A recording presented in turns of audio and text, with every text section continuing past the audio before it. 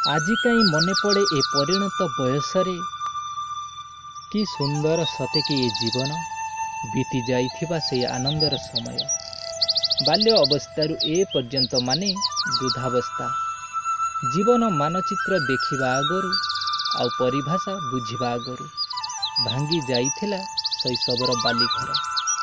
ଉଜାଣି ଏ ସମୁଦ୍ର ଢେଉର ଲହଡ଼ିରେ, ରାସ୍ତାର କାଦୁଅରେ ଗୋଡ଼ ଖସେଇ ଖସେଇ ଧୀରେ ଧୀରେ ଚାଲିବାର ଅଭ୍ୟାସ।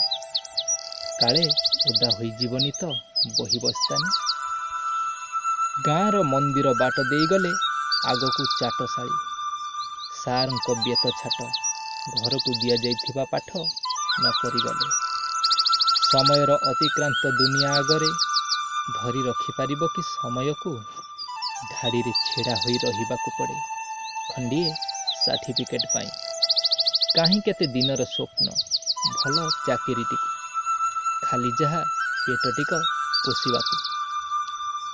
ସ୍କୁଲର ଘଣ୍ଟି ବାଜିଲେ ପିଲାମାନେ ଫେରିଯାଆନ୍ତି ନିଜ ନିଜ ଘରକୁ। ପୁରୁଣା ସ୍କୁଟରଟିକୁ ଷ୍ଟାର୍ଟ କରି କେତେ ଯେ ଅସୁବିଧା ଘରକୁ ଫେରିବାକୁ। ପ୍ରଧାନ ଶିକ୍ଷକ, କି ଆନନ୍ଦ ଥାଏ ପିଲାଙ୍କୁ ପାଠ ପଢ଼ାଇବାକୁ, ଦେଶରେ ଗୋଟି ଗୋଟି କରି ଭଲ ମଣିଷ ଗଢ଼ି ତୋଳିବାକୁ। ଅବସର ସମୟରେ ଥକା ମେଣ୍ଟାଇବାକୁ ଖାଲି ଭରସା ଯାହା ଏଇ ଖଣ୍ଡିକ କାଠ ଚୌକି।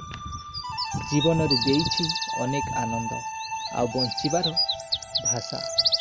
ଅନେଇ ରହିଥାଏ ଏ ପୃଥିବୀକୁ ଚୌକି ଉପରେ ଟିକେ ପିଠିକୁ ଆଉଜେଇ। କେତେବେଳେ ସମାପ୍ତ ହୋଇଯିବ ଜୀବନର ଏ ଅସରନ୍ତି ଭୋଗ ବିଳାସ, ଆଉ ଅଲୋଡ଼ା ହୋଇଯିବ ଶରୀର ଖଣ୍ଡିକ।